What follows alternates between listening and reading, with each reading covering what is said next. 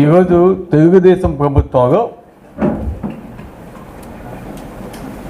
ఎవరైతే అపోజిషన్ ఉన్న నాయకులు ప్రశ్నిస్తారో వాళ్ళందరి మీద కూడా అక్రమ కేసులు పెట్టి భయపెట్టేదానికి ఈ ప్రభుత్వం ఏ విధంగా డిపార్ట్మెంట్ని కావచ్చు లేదా ఇతర అధికారులను కావచ్చు వాడుకుంటున్నారో ప్రతి ఒక్కరికి అర్థమవుతోంది.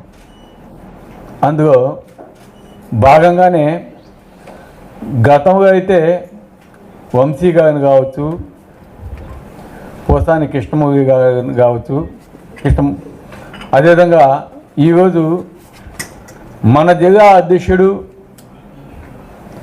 మాజీ శాసనసభ్యుడు అది ఇక్కడ మినిస్టర్గా పనిచేసిన కాకాని గోవర్ధన్ రెడ్డి గారి మీద ఏ విధంగా అక్రమ కేసులు కావాలని పెట్టి ఆయనే కాకుండా ఆయన కుటుంబ సభ్యుల మీద కూడా ఈరోజు పెట్టడం నిజంగా చాలా దారుణం. దీన్ని ప్రతి ఒక్క వైఎస్ఆర్సీపీ నాయకులు కూడా ఖండిస్తూ ఉన్నాం. ఎందుకంటే గతంలో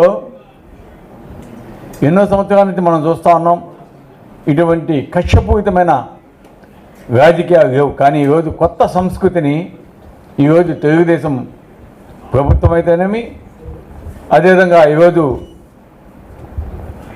వాళ్ళ ఎమ్మెల్యేలు అయితేనేమి ఏ విధంగా ప్రవర్తిస్తున్నారో చూస్తున్నాం. ఎందుకంటే దీని అంతటిక్కడ కారణం వాళ్ళ నాయకుడు గౌరవ ముఖ్యమంత్రి చంద్రబాబు నాయుడు గారి కుమారుడు రెడ్ బుక్ రాజ్యాంగం అని చెప్పి ఈరోజు రాష్ట్రంలో నిజంగా శాంతి భద్రత లేకుండా చేయటం గతంలో ఎప్పుడు తోడుగా ఈరోజు మనం చూస్తూ ఉన్నాం. ఈ విధంగా భయపెట్టినందువల్ల వైఎస్ఆర్ కాంగ్రెస్ పార్టీ నాయకులు కానీ కార్యకర్తలు కానీ అదేవిధంగా మాజీ కావచ్చు, ప్రజెంట్ ఉన్న శాసనసభ్యులు అయితే, అదేవిధంగా ఎమ్మెల్సీ అయితే ఎవరు కూడా మేమంతా కూడా భయపడే పరిస్థితి అయితే లేదు. ఈరోజు దేనికైనా మేమంతా కూడా సిద్ధం. మీరు భయపెట్టినంత మాత్రాన ఇక్కడ భయపడి వెనకడుగు వేసే క్వశ్చన్ లేదని కూడా తెలియజేస్తున్నాం. ఎందుకంటే దీని అంతటి కూడా ముఖ్య కారణం ఏంటంటే ఈరోజు చంద్రబాబు నాయుడు గారు ఎలక్షన్స్కి ముందు అనేక హామీలు ఇవ్వటం జరిగింది. సూపర్ 6 అన్నాడు, ఇంకా ఏవేవో చెప్పడం జరిగింది. దాన్ని నమ్మి ప్రజలు ఓటేయటం, ఈరోజు చంద్రబాబు నాయుడు గారు వాటిని విస్మరించటం, నేను చేయలేనని చెప్పటం, ఈ వైఫల్యాన్ని కూడా కప్పిపుచ్చుకునే దానికి ఇందాక సోదరుడు చెప్పినట్టు డైవర్షన్ పాలిటిక్స్ అంటే మా మీద అక్రమ కేసులు పెట్టి ప్రజల యొక్క దృష్టిని పక్కకి మళ్లించడానికి చేస్తున్న ప్రయత్నంలో భాగం ఇది. ఈరోజు ప్రతి ఒక్క కాన్స్టిట్యున్సీలో కూడా ఎక్కడ చూసినా కూడా ఏ విధంగా తెలుగుదేశం ఎమ్మెల్యేస్ అవినీతి చేస్తున్నారో ప్రతి ఒక్కరికి తెలుసు. ఎక్కడ చూసినా కూడా ఇటు నెల్లూరు తీసుకున్నా లేదా ఇతర నియోజకవర్గాలు తీసుకున్నా, ముఖ్యంగా కావలి తీసుకున్నా కూడా ఏ విధంగా అక్రమంగా మైనింగ్ కావచ్చు, సముద్రపు ఇసుక కావచ్చు,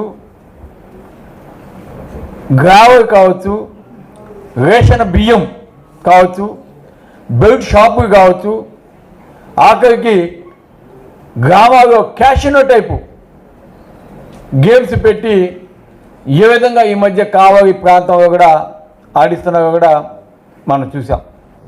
వీటన్నిటిని కూడా పక్కదోవ పట్టించేదానికి ఈరోజు కాకాని గోవర్ధన్ రెడ్డి లాంటి వాళ్ళ మీద లేదా ముందు కూడా మా మీద కూడా అక్రమ కేసులు పెట్టడానికి వాళ్ళు వెనకాడరు. అయినా కూడా మేము ఎక్కడ కూడా భయపడేది లేదు. ఈరోజు ప్రజలందరూ కూడా ఒక్కొక్కటి క్షుణ్ణంగా పరిశీలిస్తూ ఉన్నారు. తెలుగుదేశంకి ఓటేసి తప్పు చేశాం, తెలుగుదేశం ఇచ్చిన హామీలు నమ్మి జగన్మోహన్ రెడ్డి గారికి అన్యాయం చేశాం అని ఈరోజు పేద ప్రజలు ఏ విధంగా పశ్చాత్తాపడుతున్నారో అర్థమవుతోంది గ్రామాలకు పోతే. కాబట్టి ప్రజలు అంత అమాయకులు కాదు. తప్పకుండా రాబోయే ముందు రోజుల్లో, ఎందుకంటే ఎంతో దూరం లేదు, ఆల్రెడీ 1 year అయిపోవచ్చింది. ఇంకా 2027 కావచ్చు లేదా 28 కావచ్చు, జమిలి ఎన్నికలు కూడా వచ్చేదానికి అవకాశాలు ఉన్నాయి. కాబట్టి ప్రజలు తప్పకుండా ఎదురు చూస్తున్నారు. మగ ఎప్పుడు ఈ కూటమి మగి పోటీ చేస్తుందా, అప్పుడు తగిన బుద్ధి చెప్పి జగనన్నకి మగి న్యాయం మనం చేద్దాం అనే ఒక పట్టుదలతో ఈరోజు ప్రజలంతా కూడా ఉన్నారు. కాబట్టి ఈరోజు మీరు చేస్తున్నవి మీకు మగి రిపీట్ అవుతాయి, గుర్తుపెట్టుకోండి. ఈరోజు మీరు ఎంత ఇబ్బంది పెడితే దానికి తగిన పరిహారంగా అధికారులకి, ముఖ్యంగా అదేవిధంగా నాయకుడికి కూడా మేము చెప్తా ఉన్నాం, అల్టిమేటం ఇస్తూ ఉన్నాం. తప్పకుండా అనుభవిస్తారు. జగన్మోహన్ రెడ్డి గారు మొన్నగడ చెప్పారు, ఎవరైతే తెలుగుదేశం పార్టీకి తుత్తుగా వ్యవహరించి ఈ విధంగా చేస్తున్నారో అధికారులు, వారందరూ కూడా రాబోయే ముందు రోజుల్లో మీరు ఏ విధంగా ఇబ్బంది పడతారో, ఏ విధంగా ఇబ్బందికి గురి చేస్తారో ఇవన్నీ కూడా గుర్తుపెట్టుకోవాల్సింది కానీ కూడా చెప్పున్నాయి. కాబట్టి అధికారులు అయితే మీరు ఇప్పుడున్న ప్రభుత్వానికి భయపడో లేదా మీరు అభిమానంగా ఈరోజు మా నాయకుడు కార్యకర్త మీద ఏ విధంగా దొంగ కేసులు, తప్పుడు కేసులు, భయపెట్టాలని చూడటం, ఇవన్నీ చేస్తే రాబోయే ముందు రోజు అవి మీకు శాపాలుగా మారతాయి. కాబట్టి ఇప్పటికన్నా అటువంటివి మానుకొని మీరు ప్రభుత్వానికి ఇక్కడ చెప్పేది ఒకటే, మీకు అవకాశం ఇచ్చారు ప్రజలు, 164 సీట్లతోటి మీకు అవకాశం ఇచ్చారు.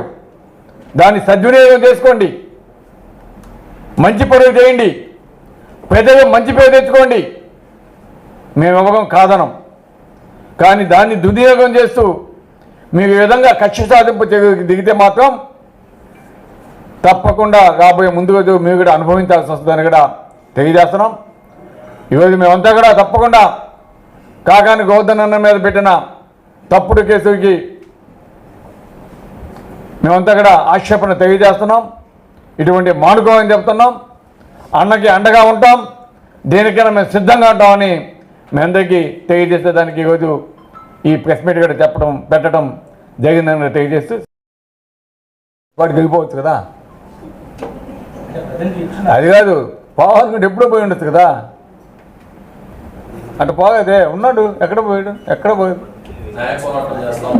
చేస్తారు. హైకోర్టు కాబట్టి సుప్రీంకోర్టుకు పోతారు, పోతాం.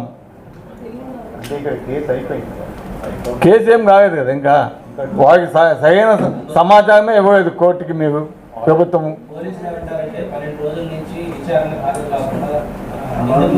అంటే వాళ్ళు విచారణ అందరికీ తెలుసు కదండి. ఇప్పుడు పోసాని కేసులు చూశారు కదా, విచారణ పెట్టినవే తప్పుడు కేసులు రోజులు తిప్పారు కదా, అదే విచారణ ఉంటారు, ఇక్కడే ఉంటారు, ఇక్కడే. అయితే కావలి నియోజకవర్గంలో ఏదైతే టిట్కో హౌసెస్ కి సంబంధించి జగన్మోహన్ లేఅవుట్కి సంబంధించి ఒక సిట్టు విచారణ మీ మీద వేస్తున్నారు. ఏమైనా వేసుకోండి. ఒకటి